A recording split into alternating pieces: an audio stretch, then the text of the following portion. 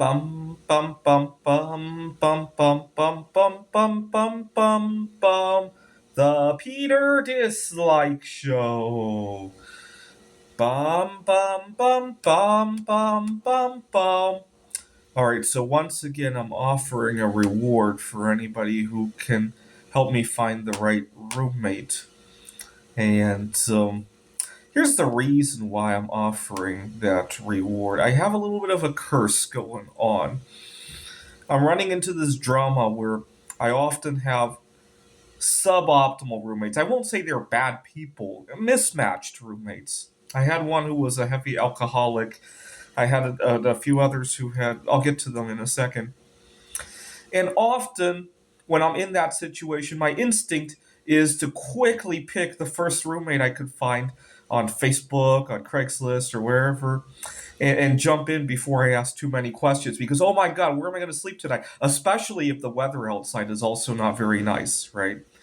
And so I'm stuck between a bad roommate and bad weather and whatever I see on Craigslist. Oftentimes Craigslist will win, and oftentimes I don't read all or read between the lines or interview these people as well as I could have. And that's the conundrum that I've been stuck in for the last 2 years. Right now, I got a little bit of a reprieve because I found a good deal on Airbnb, but I got to move out tomorrow. And what was really nice was that during the week I was here, I'd be talking to somebody on Facebook Marketplace and I could actually talk. It wasn't that or the 120-degree weather, right? Or that or the toxic roommate who drinks too much, right? But it all started 2 years ago. I was living in a house and I really got along with a lot of people in the house. My main regret living there was that I didn't ask a girl out that she had stayed in there for about a week or so. I missed my chance. We had a really good conversation one day. She was giving me suggestions on something I should negotiate at work, and I practiced with her, and I actually did it. And but she moved out uh, due to some in a hurry because of her she was gonna live with a few friends or something like that. It's all good. But the owner of the house decided to hire her nephew to manage the place. You can imagine how well that might go, right?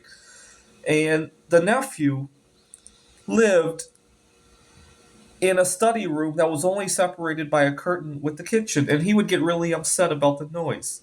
He would say that this is a shared house. I need to be considerate of my other roommates, but the other roommates never really complained. He was the one who was disturbed by it, and it weighed heavily on me because I'm an artist. I had a lot of art in that house. I didn't have a storage unit at the time, and it bothered me that he might want me out of there. And every time I move in such a big hurry, I lose things or I make bad decisions about who to move in with next, just like I explained, or I fall behind with others. So you got to remember, as a single guy, I don't have another set of hands. I was hospitalized one time. I didn't even have somebody to help me look up my boss's phone number, and I just had to pray that I still had a job to come back to when I got out. And that's the kind of drama that I often run into.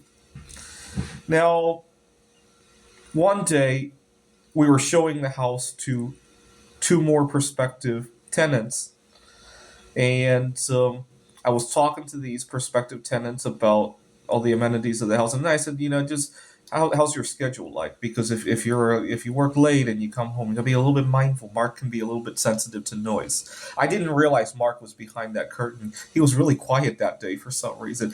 Mark bursts out of that curtain shouting obscenities about what I had done the night before or something like that. And long story short, we lost those two tenants, not surprisingly. And I didn't really think much of it. I thought the owner kind of deserved it for hiring her nephew, and maybe she'll think twice about talking to her nephew about this. So I didn't think very much of it until one. I didn't realize another one of my roommates was home and had called the owner to complain about the altercation. I had taken a walk to clear my head after that, and the owner had called me to ask me about my side of the story. And I learned finally she was going to fire him. When she said that, I pretended to feel sorry, but in the back of my mind, I was cheering. I literally had to mute the phone just so I could cheer a little bit, if I remember correctly. I got back home and I pretended to not be aware that Mark had lost his job, and I am. How the two new tenants go? Are they moving in? No, we lost them. Oh, I'm sorry about that. I tried to pretend I was trying to hide my excitement about him being fired from the situation. I was really excited though because it was just before Thanksgiving. I was going to really have a good celebration for myself, and also, finals week comes right after that. I definitely could use a little bit less drama, right? So I asked Mark, well, do we have any other showings? And he says, no, they don't trust me anymore. I'm fired from this. And, I'm sorry. Is there, can I help you pack up or something at least?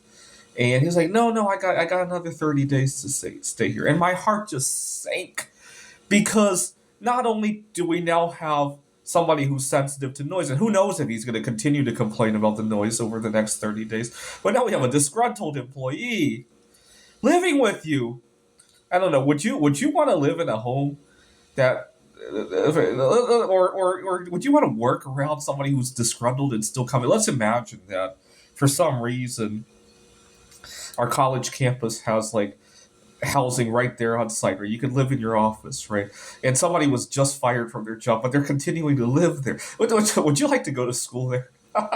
That's how I was feeling about the whole thing. And so I hastily packed up and on to another toxic roommate I go, right? Because like I said, it's cold out there. It's Thanksgiving week. Maybe it's not too cold, but it's certainly a holiday uh, weekends like that outside could be very lonely for sure.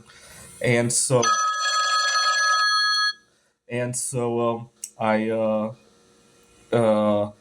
very hastily went on to Craigslist or wherever I was going, and then I found the home in Apache Junction, as you guys remember, and the place had suffered a flood, and the slumlord decided that that was less important than everything else, and then I moved in with my girlfriend's ex boyfriend and all. So you can see how I'm limping from bad place to bad place, in large part because I'm always escaping something dramatic, right?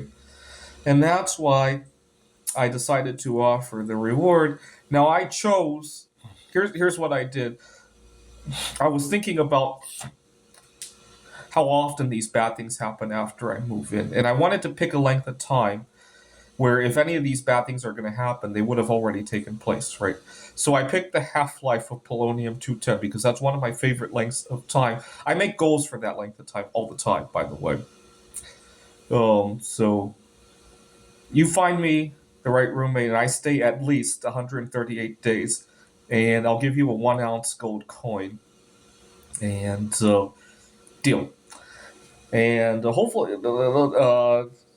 I'll get that out of the way by the end of this year. If not, I'll think about upping the reward like last time. But I got a lot of good results from offering rewards like this. You guys remember last year, I gave turned out to be somebody I knew at church a 1 kilogram silver bar for setting me up on the blind date. Now, did that date go anywhere? Not really. We're still very close friends. And I got her out of her ex boyfriend, who was the alcoholic that I moved in with. Right. I thought they were still vibing well when they broke up. That's why I moved in with him. The truth is that I was desperate to move in anywhere, and but it opened up my confidence. Had I not had her, I probably would not have gone out with, among other people, the girl in Houston, and then there was the distant cousin of Eve Curry that I met at the book club, and then obviously my now girlfriend in Taiwan, right?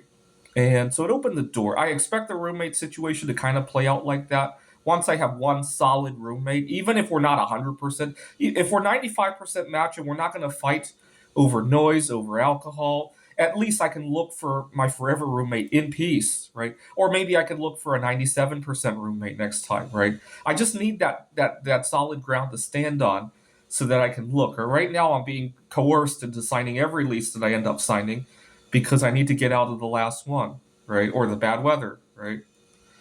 This is the Peter Dislike Show. Bum bum bum bum bum bum bum bum bum bum bum bum.